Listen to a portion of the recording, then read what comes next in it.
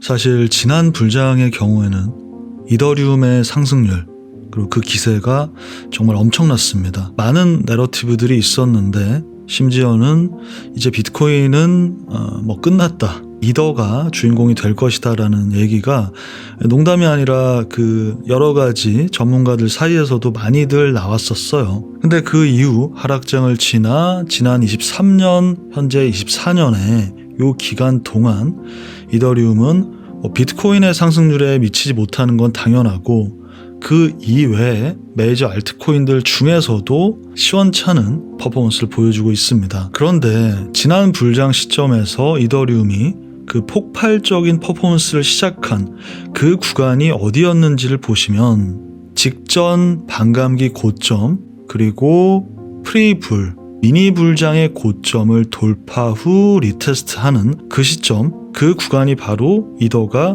폭발적인 퍼포먼스를 시작한 시점인데 그걸 지금 시점으로 본다면 자 우리가 작년 23년은 오피셜한 미니 불장 프리불이었습니다. 그 프리불의 고점을 돌파 후 리테스트 요 시점이 바로 지금입니다. 그리고 그 이더 타임을 만들어주기 위한 비트코인의 조건이 있는데 그 조건 역시 좋은 흐름으로 흘러가고 있고요. 이더와 비트, LTF상의 상황을 좀 더 자세히 얘기해 보도록 하겠습니다. 현재 구간에 대한 돌파의 의미가 굉장히 크다. 그렇게 일단 보시면 되는데 프레임을 좁혀서 좀 더 자세히 보면서 얘기해 보도록 하겠습니다. 이더리움 그 11월 저와 회원님들이 첫 진입했던 $1,700 부근 이 시점에서 최종 TP라고 미리 말씀드렸었던 2,600, 2,700 구간을 정확하게 터치했습니다. 중간중간 익절하고 재진입하고 두어 번 반복했고 최종으로 여기서 모두 익절을 했죠. 자 그리고 그 이후 익절하고 하락을 하면서 제가 말씀을 드렸어요. 이게 심하면은 다시 한번 $1,900 앞자리 1로 바뀐다 라고 말씀을 드렸고 그게 아니더라도 이 구간 우리가 두어 차례 다시 한번 단타로 먹었던 구간이 오면 땡큐다 또 진입이다 라고 말했는데 아슬아슬하게 그 위에서 올라왔어요. 다시 한번 트라이를 한다? 여기는 뚫릴 가능성이 높습니다. 그리고 사실 이 $3,000는 큰 의미는 없습니다. 앞자리 3이라고 해서 의미가 크게 있는 게 아니라 $3,000 중반까지는 상승의 가능성이 열리게 되는 거예요. 안 내려올 수도 있어요. 근데 내려온다면 살짝 내려온다면 원래 저와 회원님들이 진입했던 구간들 있죠. 여기가 오면은 땡큐라고 말씀을 드렸는데 여기까지 안 눌릴 수 있습니다. 그냥 2,000 초반 2,300 언더 그리고 스탑을 2150으로 하고 요 구간을 준다면 여기서 일단 상승을 어느 정도 해줄 수 있습니다. 그래서 요 바로 아래 구간 2,300 언더를 첫 번째 진입으로 생각을 해보시면 되겠고 이게 이제 추가 이탈을 하지 않고 $2,000대를 지켜주면서 상승 그리고 여기를 돌파하게 됐을 때 이제 $3,000 중반까지 상승을 하기 위해서는 바로 비트코인이 지금의 흐름을 이어가 주어야 되겠죠. 지금 상황은 3839에서 저와 회원님들은 롱 포지션에 진입했고 무조건 들어가야 되는 자리라고 말씀을 드렸었고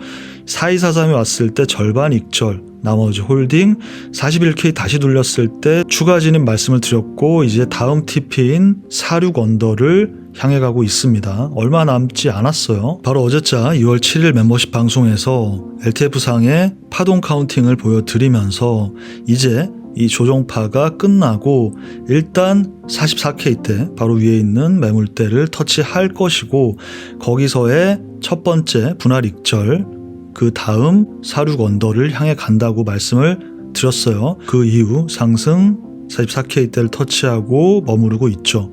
이미 마감을 44 위에서 1시간봉, 4시간봉이 마감이 됐기 때문에 46 언더를 터치할 것이라고 생각을 하시면 됩니다. 그 확률이 훨씬 높습니다.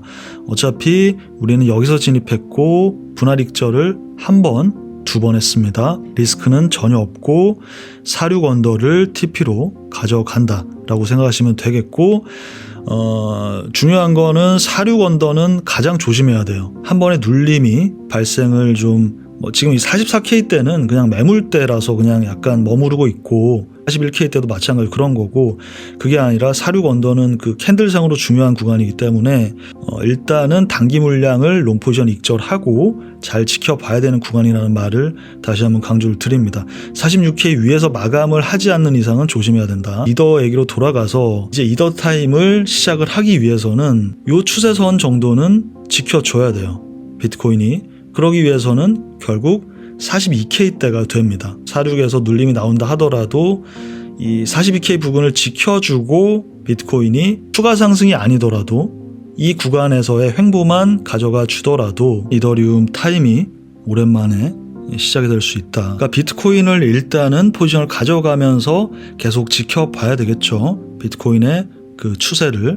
또한 이더는 요 자리를 주는지 그 부분 고려해 보시고요. 마지막으로 큰 흐름에 대해서 좀 짧게만 얘기를 하나 하자면, 지금 이제 뭐 뉴스 보고 뭐 경제 뉴스 보고 이러신 분들 생각 많이 하시는 거 뭐 금리잖아요. 파월이 무슨 얘기 하는지 뭐 금리가 어떻다 정책이 어떻다 이렇게 하는데, 그 많이 착각을 하는 게 자꾸 금리가 이제 언제 내려가냐, 요번엔 내려가냐, 내려가는 걸 기다린다는 식의 그러한 상황인데, 그 제가 예전에도 말씀을 드렸었는데, 금리가 내려가면 그 비트코인은 가격은 올라간다. 증시도 올라가고, 그리고 금리가 이제 올라가면 비트코인이나 뭐 증시는 내려간다라는 그러한 리버스다라고 생각을 하시는 거잖아요. 그게 아니라 반대입니다.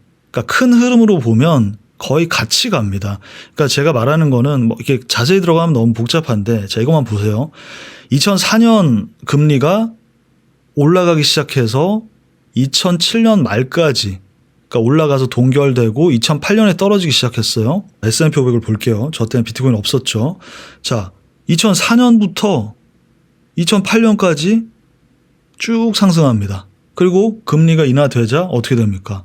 바닥으로 가요. 그 이전에도 마찬가지예요. 2000년까지 금리는 쭉 올랐고 2001년 정도 동결, 그리고 그 다음부터 떨어지는데, 증시도 2000년까지 쭉 오르다가 2001년, 20년 말부터 금리 인하 시점부터 떨어집니다. 그러니까 무슨 말이냐면 이게 뭐 하나하나 따져보면, 그러니까 왜 그러냐 하면은 뭐 이때는 닷컴 버블이 있었고 뭐 감세 정책이 미국에서 뭐 발표를 했다라든가, 이때는 글로벌 금융위기 때문에 그랬다라든가, 뭐 어쩌고 저쩌고 말하자면 끝은 없어요. 하지만 팩트는 뭐냐면, 중요한 건 그냥 사실이 중요하잖아요. 실제 어떻게 움직였냐. 결국 금리가 올랐을 때 증시는 같이 오르고, 금리 동결이 바로 금리의 피크 시점이었고, 금리가 인하가 시작되었을 때 하락을 시작했다. 역사가 말을 해준다고. 동결 기간이 바로 피크였다고. 지금 신고점을 돌파한 게 뭐예요? 현재 동결 기간이잖아. 그쵸? 그리고 상승을, 이건 지금 코로나 크러쉬고, 그러니까 크러쉬로 쭉 빠졌다가 여기까지 온 거, 그러니까 원상태로 복구된 거고, 찐 상승이 시작된 게 여긴데 20년 말 21년 금리가 오르기 시작한 시점이에요. 이해 가세요? 그러니까 지금 동결 시점 피크, 금융시장에 피크가 왔을 때 최대한 여러분들은 수익화를 많이 해놔야 됩니다. 그러니까 그게 관건이에요. 인하가 되기 시작하면 위험하다라는 걸 생각을 하셔도 되는 거예요.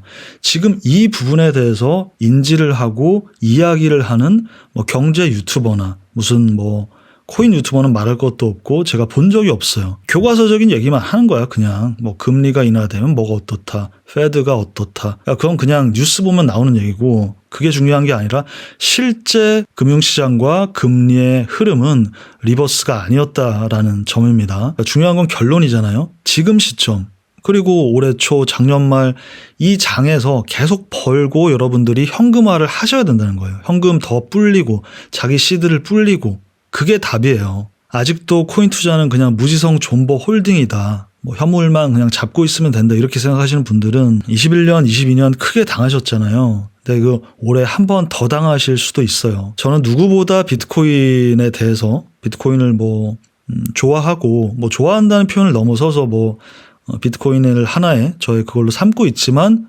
저는 회원님들께 뭐라고 말씀드려요? 은행 계좌의 원화가 일단 1번이에요. 착각하지 마시라는 거예요. 결국 여러분 은행 계좌의 현금 그 자릿수를 늘리는 거를 1차 목표로 하시고, 돈 많이 벌면 부동산도 사시고 뭐 이런저런 분산 투자도 하시고, 그러니까 물론 메인은 우리가 코인 투자를 하지만 어디까지나 최종 목표는 원화를 늘리는 거다라고 생각을 하시는 게 좋습니다. 그 얘기를 다시 한번 강조를 드릴 타이밍인 것 같아요. 오늘 방송 여기까지고요. 아까 말씀드렸던 이더리움 그리고 비트코인 아래 위 주요 구간들 잘 체크하셔서 플랜대로 가져가시길 바라겠습니다. 감사합니다. 다들 새해 복 많이 받으세요.